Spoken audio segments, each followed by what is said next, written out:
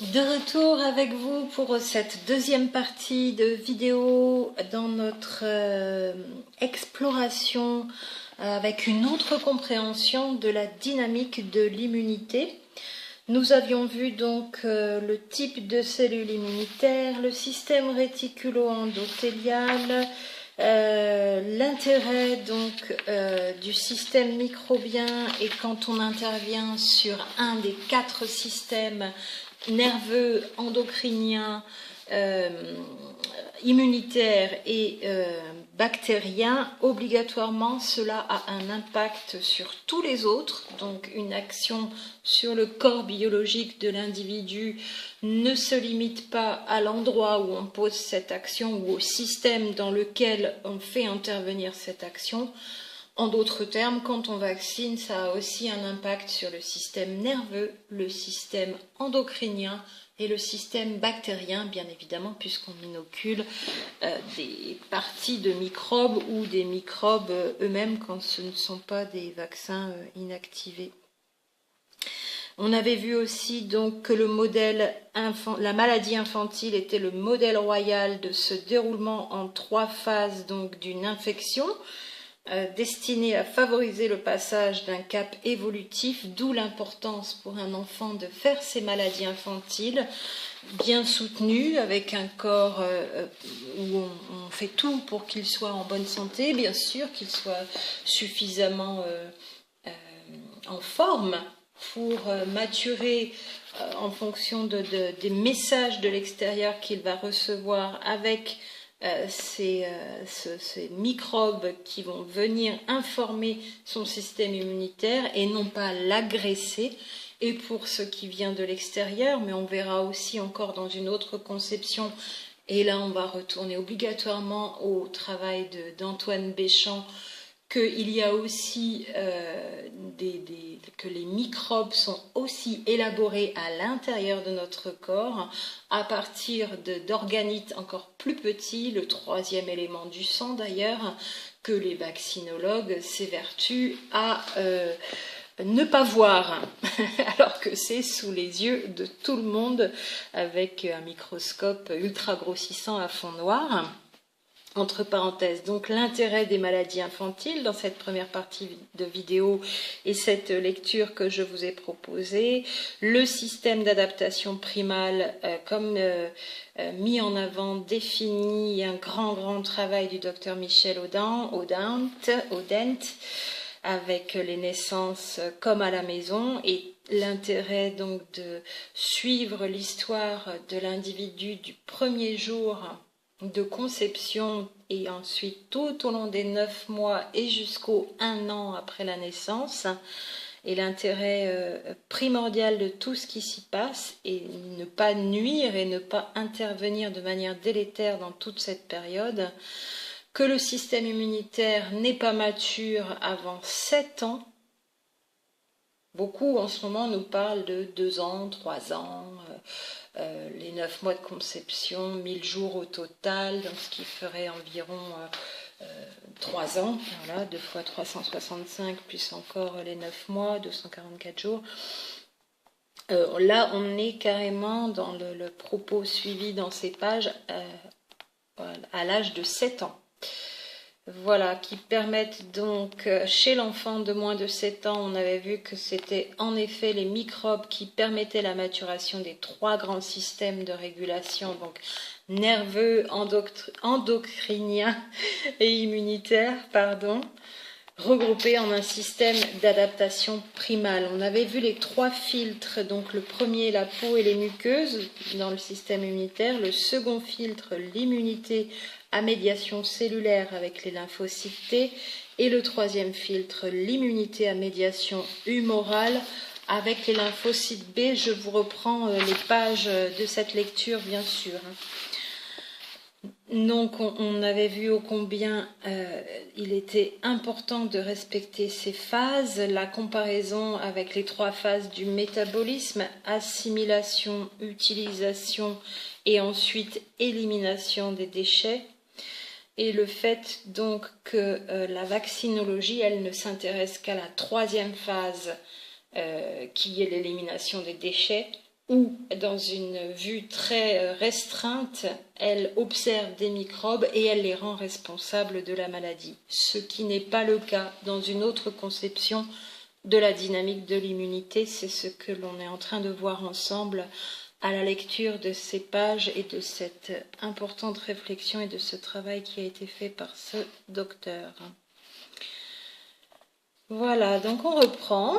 Pour nous, ces 3 niveaux ne sont pas des murs hérissés de machines de guerre et donc infranchissables, mais des filtres destinés à recueillir et interpréter l'information avant de la transmettre à l'ADN.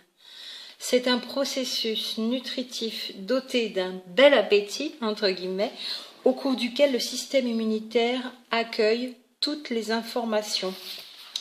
Par le filtre 1, donc, la peau et les muqueuses.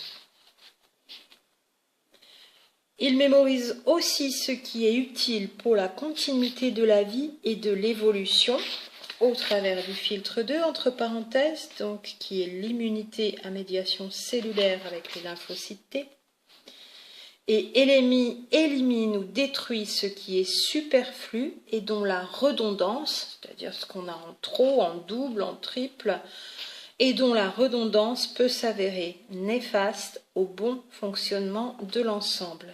Et là sont mis en jeu les filtres 2 et 3, donc les 2 immunités à médiation cellulaire et à médiation humorale, à la fois lymphocyte T et lymphocyte B, dans cette 3e phase.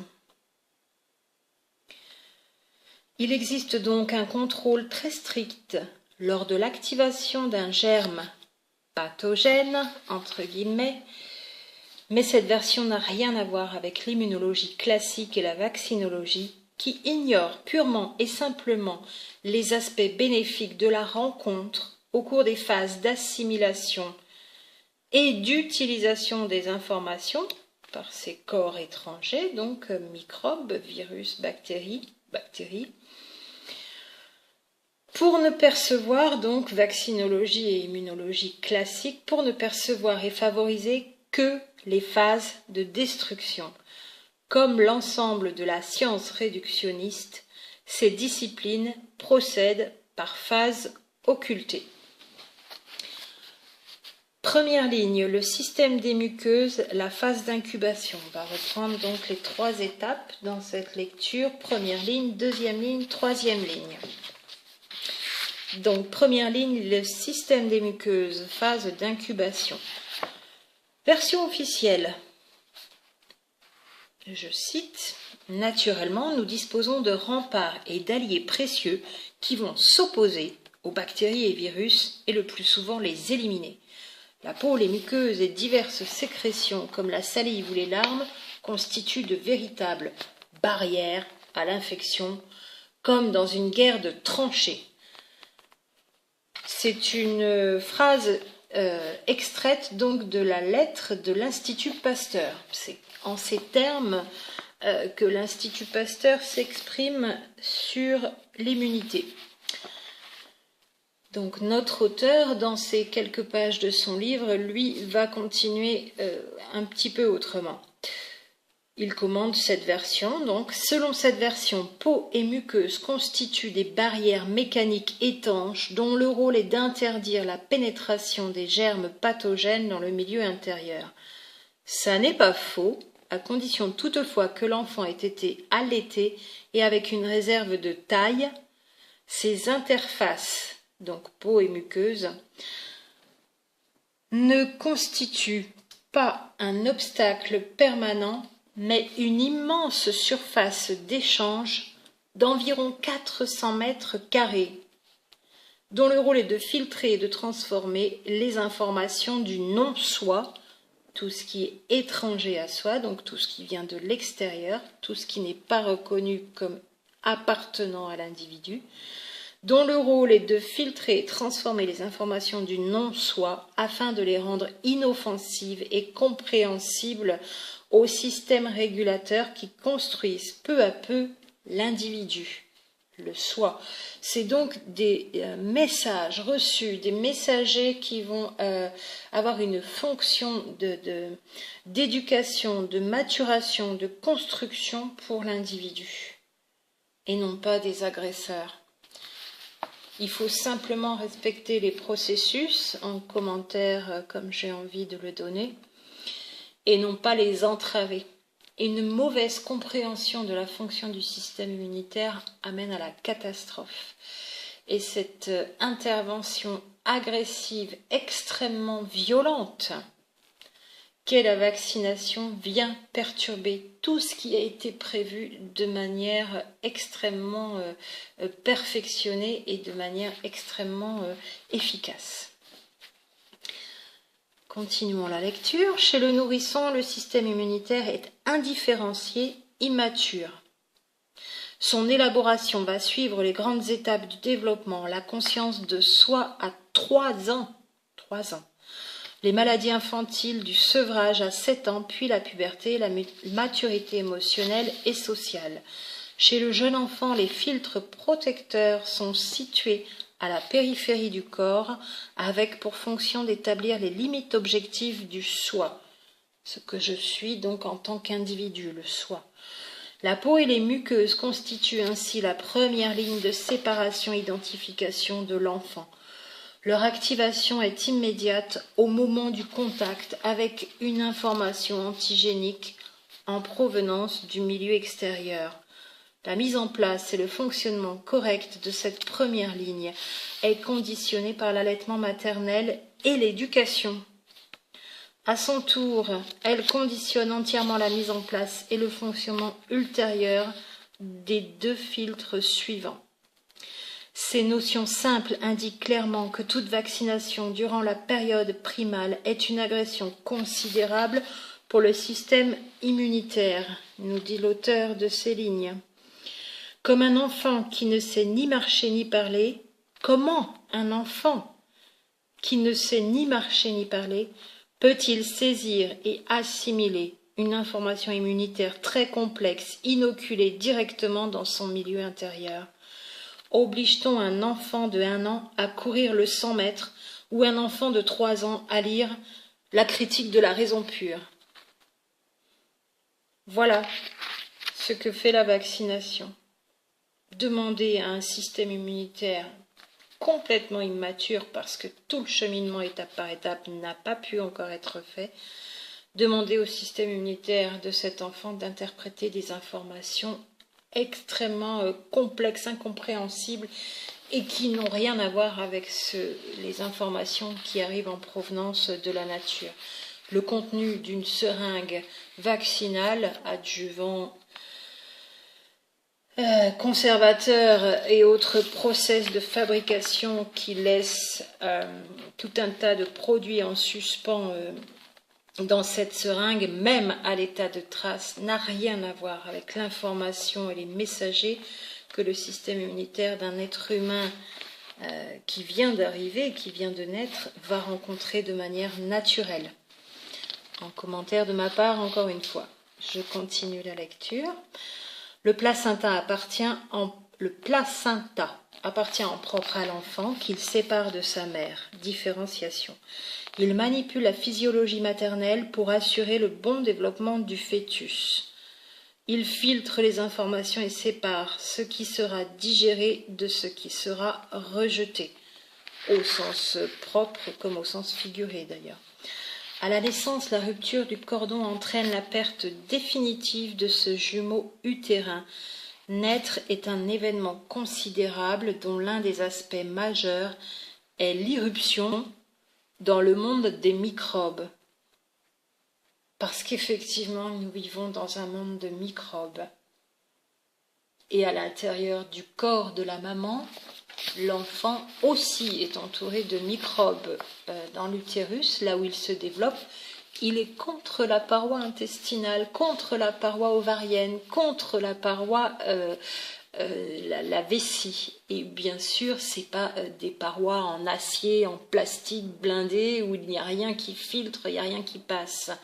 Mais les mécanismes de régulation pour la protection, pour le mettre dans un milieu protégé, sont très bien faits aussi. Entre parenthèses encore, tous ces processus extraordinaires, extrêmement complexes que la nature a mis au point depuis la nuit des temps, depuis que nous existons, comment on pourrait les considérer le système immunitaire d'un être humain issu de ces processus aussi complexes, et notamment tout simplement le non-rejet par le corps de la maman quand il y a fécondation de l'ADN qui vient du spermatozoïde et de ces informations, puisque normalement il serait prévu habituellement que ce soit rejeté. Là, dans ce processus de fécondation, étonnamment, il y a tout un autre mécanisme qui se met en place et il n'y a pas de rejet.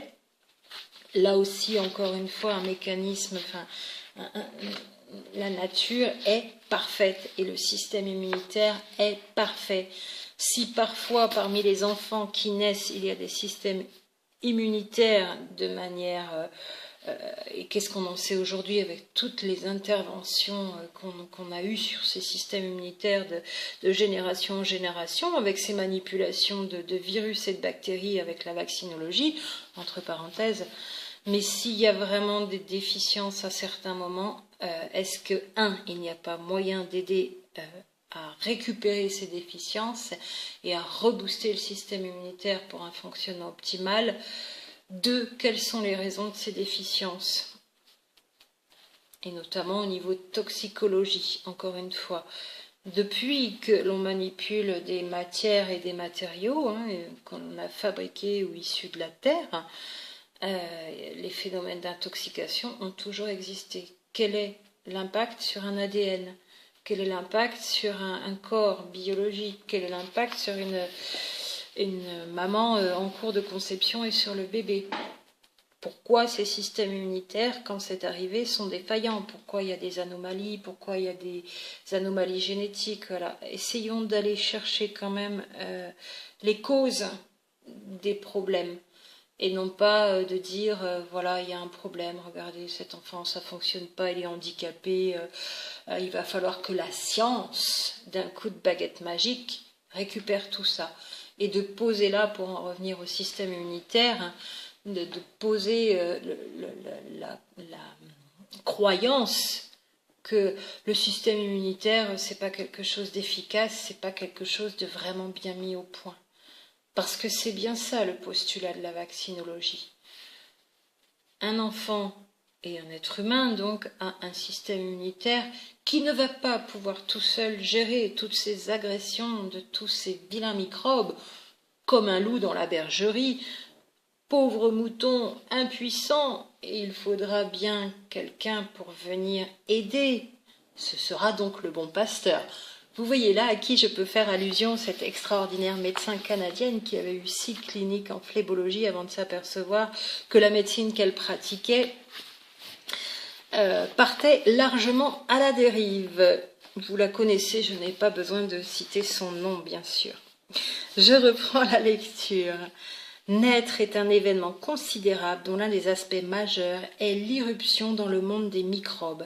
L'intestin du nouveau-né est alors parfaitement perméable, vierge de toute flore symbiote et de structure immunitaire. Non contrôlés, les microbes ambiants pourraient envahir le corps immature et y induire des phénomènes de tolérance préjudiciables pour l'avenir ou occasionner des dégâts irréversibles. La protection va venir du lait maternel, qui prend le relais du filtre placentaire. Le premier lait ou colostrum n'est pas vraiment un aliment, mais plutôt un concentré de cellules et de molécules immunitaires fabriquées par la mère, en particulier des anticorps spéciaux, les immunoglobulines A ou IgA, dont la fonction est de tapisser les muqueuses. Un petit commentaire rapidement, on ne rappellera jamais assez l'importance de l'allaitement qui est la première aide pour le bébé venu au monde au niveau de son système immunitaire. Et même s'il n'y a pas d'allaitement possible, à minima, vraiment à minima, le colostrum. justement pour toutes ces cellules immunitaires qui passent de la maman au bébé dans ce colostrum, qui est un concentré donc de cellules et de molécules immunitaires fabriquées par la mère, en particulier des anticorps spéciaux, les immunoglobulines A ou IgA, dont la fonction est de tapisser les muqueuses, toutes les muqueuses du corps du bébé. En fonction du microbisme ambiant, donc les microbes à l'extérieur, particulièrement agressifs en milieu hospitalier, et oui, c'est pas le meilleur endroit pour naître. La muqueuse intestinale maternelle va instruire des lymphocytes et programmer ainsi la synthèse des IgA, des immunoglobulines A. Donc, depuis l'intestin, ces lymphocytes mémoire migrent par voie lymphatique et sanguine vers la glande mammaire où se reproduit la synthèse de ces anticorps sécrétoires, 20 grammes par litre de lait. Lors de la première tétée, qui doit se produire dans l'heure qui suit la naissance, ces anticorps de surface vont entièrement recouvrir la muqueuse intestinale du bébé, puis migrer par voie lymphatique et sanguine pour tapisser de même toutes les muqueuses et tout particulièrement la fragile muqueuse respiratoire. Quand on parle des muqueuses, on parle de la muqueuse intestinale, muqueuse respiratoire, voilà, de tout le long du tractus digestif, de haut en bas, hein, et muqueuse respiratoire. Donc, je relève, la première tétée doit se produire dans l'heure qui suit la naissance.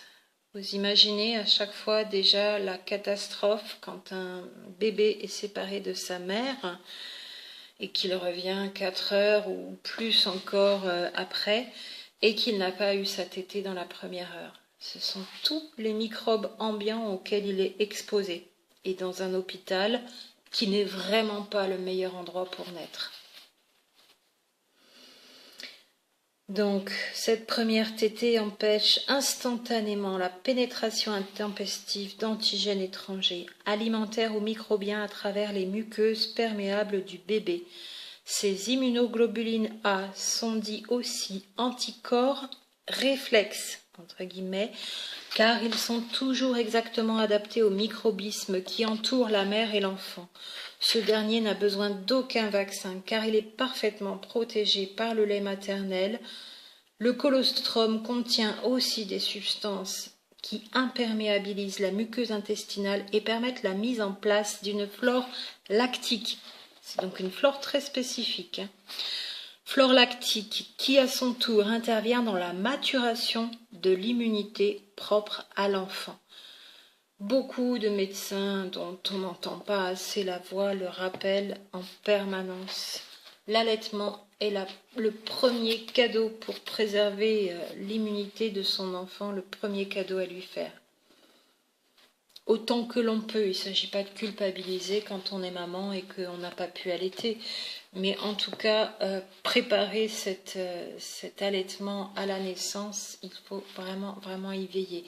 Et toutes les naissances provoquées, toutes les naissances non naturelles sont une grande entrave à cet allaitement spontané qui se passe tout seul et très bien quand la naissance s'est passée dans une grande douceur, dans une maison de naissance ou à la maison avec un accompagnement.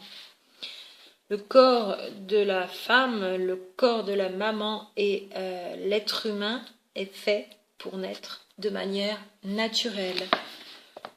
La conception, les 9 mois où l'on conçoit un enfant et la naissance ne sont pas des processus pathologiques. Ce sont des processus physiologiques, naturels, et tout se passe très bien quand tout le monde est en bonne santé et que l'on ne fait pas entrave au déroulement naturel de ces processus. Évidemment, ça se passe beaucoup moins bien quand on y fait entrave, quand on provoque, quand il y a des soucis de santé à la base et que le corps de la maman n'est pas en état pour avoir ces 9 mois de conception, quand la génétique des parents a été un petit peu mise à mal par tout l'environnement toxique, y compris le tabac, l'alcool. Ça, c'est le b.a.-ba, on le sait. Et voilà, les enfants arrivent aussi comme ça, avec des parents qui ne sont pas forcément dans un état de santé optimal. Mais arrive ensuite ce qui arrive en toute logique, encore une fois. Ça n'est pas pour ça que la conception et la naissance sont des états pathologiques. C'est parce qu'il n'y a pas eu des états de santé comme il fallait qu'il y a des soucis. Il ne faut pas inverser la compréhension. Je continue la lecture. Voilà, donc cette première tétée empêche donc instantanément la pénétration intempestive d'antigènes étrangers alimentaires ou microbiens à travers les muqueuses perméables du bébé. Ces IgA sont dits aussi anticorps réflexes car ils sont toujours exactement adaptés au microbisme qui entoure la mère et l'enfant. C'est parfait. Ce dernier n'a besoin d'aucun vaccin, nous dit l'auteur de ces lignes, car il est parfaitement protégé par le lait maternel. Le colostrum contient aussi des substances qui imperméabilisent la muqueuse intestinale et permettent la mise en place d'une flore lactique, laquelle à son tour intervient dans la maturation de l'immunité propre à l'enfant. L'ensemble de ce processus montre à quel point l'allaitement maternel est le meilleur garant de la protection du bébé et le premier pas vers la mise en place d'une immunité solide après le sevrage. Les poisons alimentaires ou médicamenteux suivent le même chemin à partir de la muqueuse intestinale et il n'est pas étonnant que les dysfonctionnements digestifs entraînent des troubles respiratoires, cutanés, urogénitaux, articulaires et mentaux par diffusion des toxines. Tout est perméable, hein. On n'est pas avec des compartiments séparés par du plastique en commentaire. Donc tous ces poisons alimentaires et médicamenteux suivent ce même chemin. L'initiation de l'immunité chez l'enfant nous permet d'entrevoir l'importance des fonctions de la peau et surtout des muqueuses avec leur flore symbiote et leur structure lymphoïde. La muqueuse intestinale tient ici une place tout à fait fondamentale et elle demeure la vie durant le fondement de l'immunité dans ses aspects visibles et mesurables. Le système des muqueuses tapisse toutes les cavités creuses de l'organisme en contact avec le milieu extérieur. Intestin, vessie, bronche, vagin.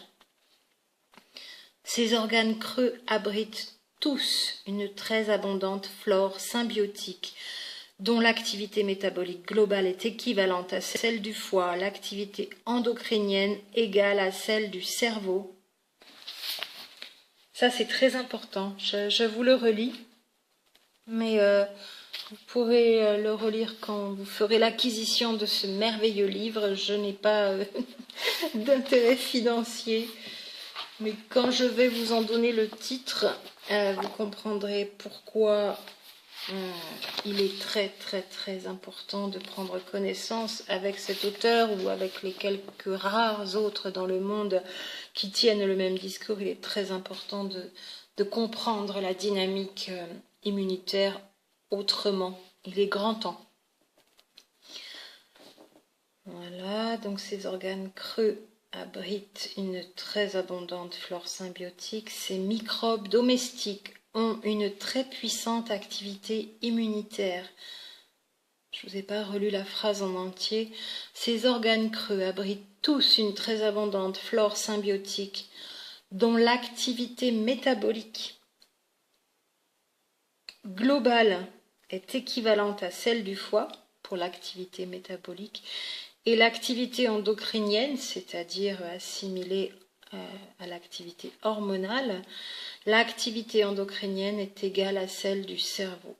Ces microbes domestiques ont une très puissante activité immunitaire. D'une part, ils contrôlent rigoureusement le cheptel des germes dits pathogènes, toujours présents, mais inactifs, tant qu'il n'y a pas de stress, tant que le cerveau ne commande pas leur activation.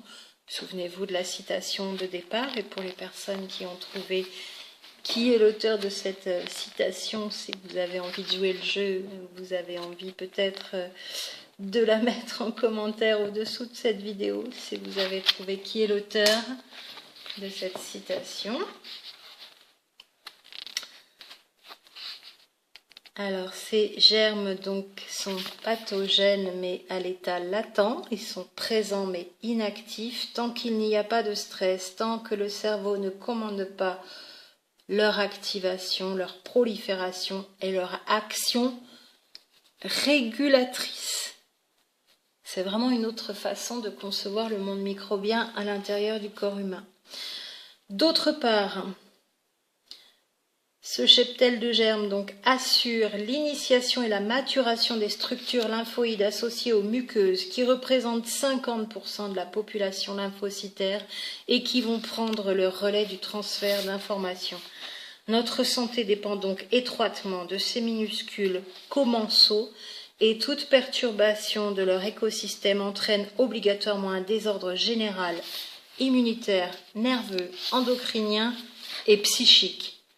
Le stress sous toutes ses formes, les peurs excessives et l'anxiété chronique, l'alimentation industrielle, entre parenthèses les pesticides, les conservateurs, les colorants, les métaux lourds ou métaux traces toxiques, les cuissons au four micro-ondes et tout un tas d'autres ondes, je pourrais ajouter la chimiothérapie, les vaccins antibiotiques, vermifuges chimiques, anti-inflammatoires, 3 petits points, perturbent gravement les fragiles muqueuses et les flores qui leur sont associées.